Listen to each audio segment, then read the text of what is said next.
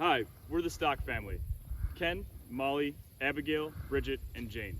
We run Stock Family Farm. We rotationally graze Dorper sheep, run pasture poultry and laying hens, raise hoop house hogs in southeast Wisconsin.